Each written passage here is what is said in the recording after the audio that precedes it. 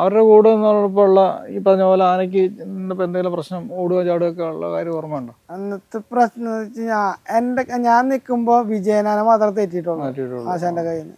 മണലൂര് അയ്യപ്പൻകാവില് ആന തലകെട്ടെടുത്ത് കൊടുക്കുമ്പോ അടിച്ചു കളഞ്ഞു. ആരായിരുന്നത്? കുഞ്ഞുമോട്ടൻ.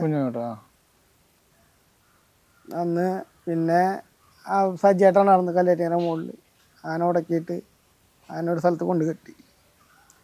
അവിടുന്ന് പിന്നെ വേറെ ആനയെ നടച്ച് മാറ്റിയത്.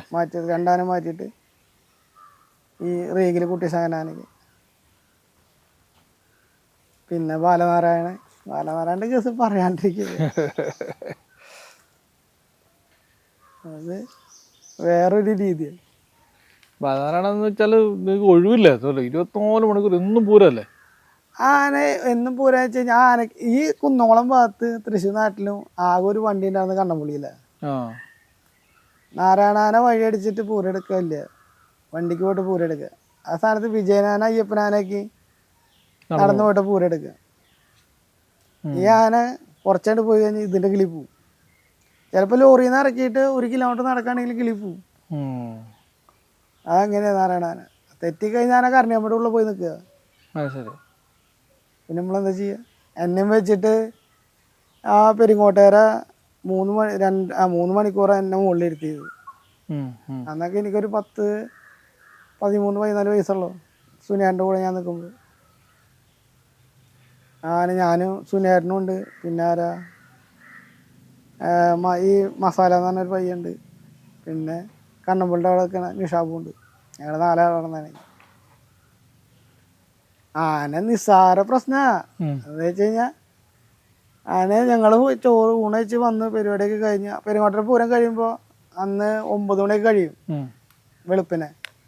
പൂരം കഴിഞ്ഞ് കമ്പനി സ്ഥലത്ത് ആന കൊടുന്ന് കെട്ടി ഞങ്ങളെല്ലാവരും പോയി ഫുഡൊക്കെ അടിച്ച് വന്നു. കുളിയൊക്കെ കഴിഞ്ഞ് അപ്പോൾ 2 മണി 2:30 ആകുമ്പോൾ വണ്ടി വന്നു കഴിഞ്ഞാൽ ആന കണ്ണമ്പുള്ളിക്ക് കൊണ്ടുപോവാ.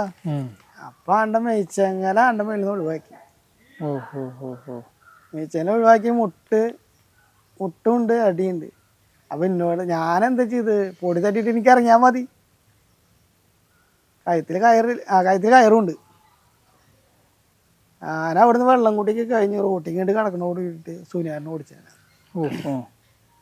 സുനേറിനെ ഓടിച്ചു. ആന അവിടെ അങ്ങോട്ട് കിടന്ന് വലസി. അവിടുന്ന് ആന സുനേട്ടൻ കുടുക്കടിച്ചു. ആന പിന്നെ ചെറിയൊരു എന്താ പറയുക, ചെറിയൊരു കയറുണ്ടെങ്കിലും കുളത്തിന്ന് പറഞ്ഞാൽ നിൽക്കും. പിന്നെ അത് വലിച്ചു നോക്കണ പരിപാടിയൊന്നുമില്ല ആൾക്ക്. പിന്നെ അവിടുന്ന് കൈ ഉടക്കണ വണ്ടിയൊക്കെ കയറ്റി ഞാൻ വീട്ടിലേക്ക് വിളിച്ച് പറഞ്ഞു. അത് പിന്നെ ഒറ്റ കോയനൊക്കെ ഇട്ടിട്ടല്ലോ നമ്മൾ ഫോൺ വിളിക്കുക.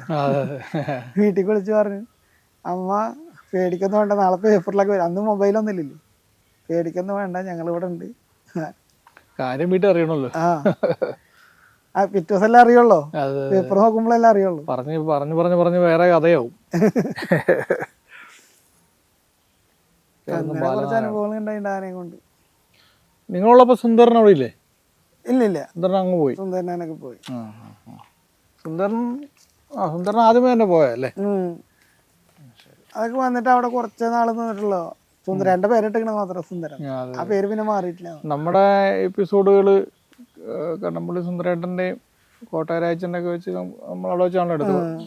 അതിനകത്ത് ഈ പറഞ്ഞ പോലെ ഈ വന്നു പോണ ആനകൾക്ക് യാതൊരു കയ്യും കണക്കോടെ ഇല്ലായിരുന്നു. ഇന്ന് വന്ന ആനോട് ചിലപ്പോൾ നാളെ കാണില്ല. അപ്പൊ ഇതിനൊക്കെ അഴിക്കുകയോ നടത്തിക്കുക എന്ന് പറഞ്ഞ ഒരു ചെറിയ കാര്യമായിരുന്നു. ടെറർ പരിപാടിയായിരുന്നു. നിങ്ങൾ നിൽക്കുമ്പോഴും അങ്ങനെ തന്നെയായിരുന്നു കച്ചവടങ്ങളൊക്കെ ഉണ്ടായിരുന്നു ആനകളൊക്കെ. പിന്നെ ബാലനാരായണനെ കൊടുത്തിട്ട് ഈ ഷാർനാനെ എടുക്കാൻ വേണ്ടി നിന്നതാ. അപ്പം അതിൻ്റെ ഇടയിലാണ് പിന്നെ ആള് പറഞ്ഞു ഞാൻ ആനഫീൽഡൊക്കെ നിർത്താന്ന് പറഞ്ഞിട്ട് പിന്നെ അങ്ങനെ ആന കൊടുത്തത്. പിന്നെ ആന കൊടുത്തിട്ട് പിന്നെ ഷാർനാനെടുത്ത് പാട്ടത്തിന് ഒരു കൊല്ലം. അത് പ്രശാന്തായിട്ട് ഒരു കൊല്ലം ആന മേടിച്ചിട്ട് ഒലിവ് ആനക്ക് ഒലിച്ചേർന്നില്ല. ആള് വന്നിട്ട് ആന ഒലിപ്പിച്ചു, കാര്യങ്ങളൊക്കെ കഴിഞ്ഞു. പിന്നെ അവിടെ നിന്ന് ഒരു കൊല്ലം ആന കണ്ണമ്പള്ളിക്ക് 2 കൊല്ലം പാട്ടത്തിന് വന്നു. ഒരു കൊല്ലം ഞങ്ങൾ അയച്ചു. 2ാം കൊല്ലം ഇനി സുനേറിനെ മുകളിൽ വെച്ചിട്ട് ചങ്ങലെടുത്ത് കൊള്ളതല്ല. ചട്ടക്കാരൻ കയറാൻ പറ്റില്ല ആനയുടെ മുകളിൽ. സനാറിൻ്റെ മുകളിൽ പറ്റൂലല്ലേ, ഇറക്കില്ല ആന. അവിടെ നിന്ന് സുനേറിൻ്റെ മുകളിൽ നിന്ന് ചാടി 2 കാലും ഒടിഞ്ഞു. ഒന്ന് പ്രശ്നം. എന്നെ ഒരു തകിട് പൊടിയൊക്കെ ആന കൂർക്കം പാറിലിട്ട് എന്നെ ചെയ്തിട്ട് സുനിയേട്ടനെ ചെയ്യണാന. പിന്നെ അയക്കണത് പാൻ ബ്രാക്ക് വിനയായിരുന്നു, ബൈജു. പിന്നെ അവരയച്ചു. അവര് ഒരു കൊല്ലം കയറി. പിന്നെ ആന ഒരു കൊല്ലം വളപ്പായി മണിയേട്ടനെ പോയി. ആന അന്ന് കാലടി വിനു കുറ്റിക്കോട്ടനായിരുന്നു ആനയ്ക്ക്. അവിടുന്ന് പിന്നെ ആന പട്ടാമ്പി കാലടിയും വിനു പിന്നെ കുറ്റിക്കോട്ടൻ. പിന്നെ അവിടുന്ന് ആന പട്ടാമ്പിക്ക് കച്ചവടമായി. പട്ടാമ്പി കച്ചവടമായിട്ട് ഇരുമ്പാലം അയച്ചു. ആന ഇരുമ്പാലം ബിജു ഏട്ടനും ലുട്ടാപ്പി. പിന്നെ അവിടുന്ന് പിന്നെ ആന കച്ചവടമായി മംഗലാപുരത്തേക്ക്. അവിടെ വന്നിട്ട് പിന്നെ പാപ്പി അയക്കണ ആന. പാപ്പി അയച്ചു. പിന്നെ വീണ്ടും സുനിയേട്ടാന കയറി. രണ്ടു മൂന്ന് വട്ടം ഒരാള് തന്നെ രണ്ടു മൂന്ന് വട്ടം മണ്ടാനല്ലേ? ആ അതൊരു പിന്നെ അന്ന് നല്ല മല്ലായിരുന്നു ആന. നമ്മളെ അയക്കുമ്പോൾ കിട്ടുമ്പോഴൊക്കെ ആന മര്യാദയ്ക്ക് കാക്കണാന. അതിപ്പോഴും അതെ. ചില കാര്യങ്ങൾക്കൊക്കെ ആന ബലം പിടിച്ചു കഴിഞ്ഞാൽ പിന്നെ കഴിഞ്ഞു. ആന തെറ്റിക്കഴിഞ്ഞാൽ മറ്റുള്ള ആനയുള്ള പോലെയല്ല, എല്ലാം വലിച്ചു കൂട്ടി ആന നടയുടെ അവിടെ വയ്ക്കും. ഒരു റോപ്പ് എടുത്ത് പോകാൻ പറ്റില്ല, തോറ്റും വഴിയെടുത്ത് പോകാൻ പറ്റില്ല, ഒരു കാര്യം ചെയ്യാൻ പറ്റില്ല. തെറ്റിക്കഴിഞ്ഞാൽ എങ്ങനെയാലും ന്യൂട്രലിൽ ഒരു ക്ലിപ്പ് അടിക്കാം. ആ പ്രതിമ പോലെ എല്ലാം വലിച്ചു കൂട്ടിയിട്ട് ആ പ്രതിമ പോലെ നിൽക്കും. അത് അതിൽ തന്നെ നിന്നിട്ട് ഓടിക്കുള്ളേ. ഇവിടെ പിന്നാലെ ഓടിച്ചു വരുന്നില്ല ആന. അപ്പം നമുക്ക് എവിടെയെങ്കിലും മേച്ചാൽ എവിടെയെങ്കിലും ക്ലിപ്പ് അടിച്ചിട്ട് കൊളത്താം. അതിന് ഞാൻ സമ്മതിക്കില്ല. അവിടെ നിന്നുള്ള പരിപാടിയാ, ഒക്കെ നിന്നിട്ടുള്ള പരിപാടിയാ. അങ്ങനെയാണ് ശരണ. ഈ നീലകണ്ഠ ആനയ്ക്ക് തിരുനീലകണ്ഠ ആനയ്ക്ക് തന്നെ എങ്ങനെയാ? തിരുനീലകണ്ഠ ആനയ്ക്ക് വരുന്നത് വെച്ച് കഴിഞ്ഞാൽ എൻ്റെ കല്യാണം കഴിഞ്ഞിട്ട് ഞാൻ ആന വന്ന് ഒഴിവായിട്ട് പണിയൊക്കെ നിർത്തി വെച്ചിട്ട് ഇരിക്കുന്ന സമയത്ത് ഞാൻ അതുപോലെ പെയിൻറ്റ് പണിക്ക് പോകാറ്. അപ്പോൾ ഈ പൊന്നുമളപ്പിൽ തിരുനീലകണ്ഠനെ രഞ്ജു അയച്ചു. ഏത് ഇവിടെ മീനാട് ആന കയറിയാൽ രഞ്ജു ആണ് ആനയ്ക്കാണ്. രഞ്ജു ആന അയച്ചിട്ട് അന്ന് ആനയ്ക്ക് ചെറിയ ക്ഷീണവും പിന്നെ പല്ലൊക്കെ കമ്മിയായിരുന്നു ആനയ്ക്ക്. ആരവൊക്കെ കമ്മിയായിട്ട് എന്നെ ഇവർ വിളിക്കണത് വെച്ച് കഴിഞ്ഞാൽ ഞാൻ അതുപോലെ പണിക്ക് പോയപ്പോൾ ഞാൻ വീട്ടിൽ പോലും പറയാണ്ടാണ് ആന അയച്ചത്. പണി സ്ഥലത്ത് നിന്ന് പോയിട്ട് അയച്ച ആനയത്. ആന അയച്ചിട്ട് ഞാൻ അന്ന് തന്നെ വീട്ടിലേക്ക് വന്നു. വീട്ടിൽ വന്നിട്ട് ഞാൻ പറഞ്ഞു അങ്ങനെ ഒരു ആന അയച്ചിട്ടുണ്ട്. അപ്പോൾ വീട്ടിൽ ഭാര്യ വീട്ടുകാരും അമ്മയും അച്ഛനും എല്ലാവരും പറഞ്ഞു അവൻ്റെ ഇഷ്ടമല്ലേ എന്നാൽ പോയിക്കോട്ടെ ഒരു കൊല്ലം എന്ന് പറഞ്ഞിട്ട് ആനയമ്മ ഒരു 6 മാസം ആ കറക്കട കൂട്ടിൻ്റെ അവസരത്തിൽ ഞാൻ അയക്കുന്നത്. അവിടെ നിന്ന് അയച്ച ആന കുറച്ച് ശരീരമൊക്കെ ആനൊന്ന് സെറ്റപ്പായി.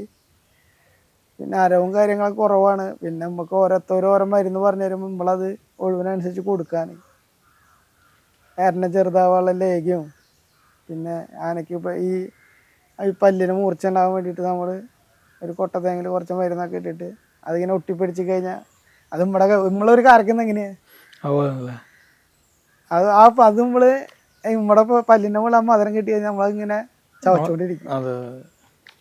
അപ്പോൾ അങ്ങനത്തെ ഓരോ മരുന്നുകളൊക്കെ തന്ന് പല്ലിനൊക്കെ ചെറിയൊരു മൂർച്ചയൊക്കെ ആയി. പിന്നെ പണിയാനല്ലേ, ദശ മൂടി കഴിഞ്ഞാൽ ഒന്നും നടക്കില്ല ആനകളുടെ.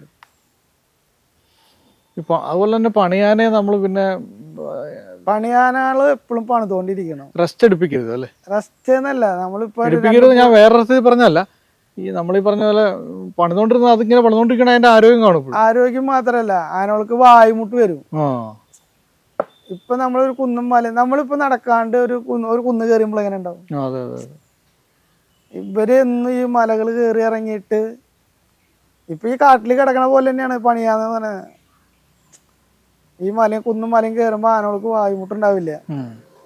ഇപ്പൊ മിക്ക ആനകൾക്ക് വായുമുട്ടായില്ല ഈ വണ്ടിയെ പോയി തുടങ്ങിയപ്പോ.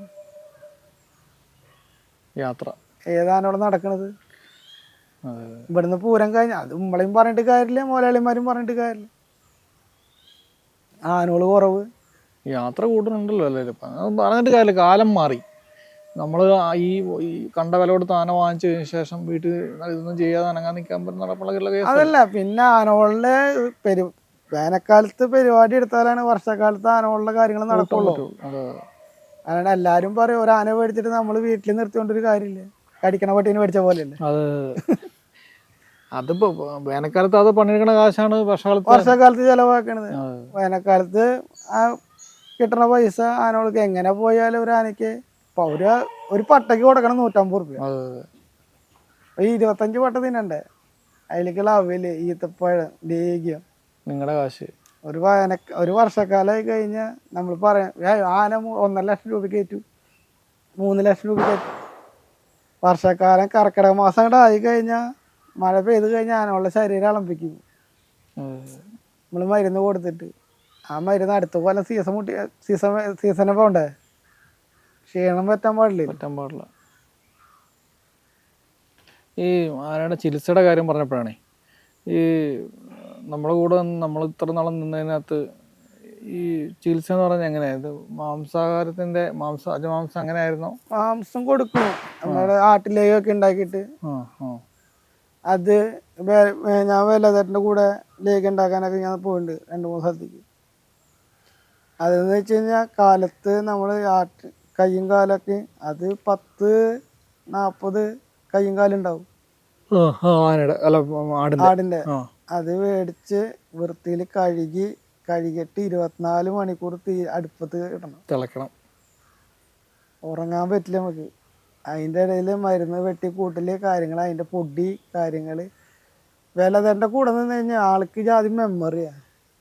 ഒരു സാധനം ഇത്രയും പൈസ എന്ന് പറഞ്ഞിട്ട് കാര്യമില്ല. വേലാതേട്ടൻ ഒരു ആനയുടെ അടുത്ത് പോകുമ്പോൾ ആന കണ്ടറിഞ്ഞിട്ട് ആൾ മരുന്നുണ്ടാക്കുക. നമ്മൾ നേരത്തെ പറഞ്ഞ പോലെ ഒരേ ചികിത്സ അല്ല, പല ആ ആനയെ കണ്ട് ഇന്ന മരുന്ന് ആനയ്ക്ക് കൊടുത്തു കഴിഞ്ഞാൽ ഒലിക്കും എന്ന് പറഞ്ഞാൽ ഒലിച്ചിരിക്കും. അത് ഞാൻ കൺമുന്നിൽ കണ്ടിട്ടുണ്ട്.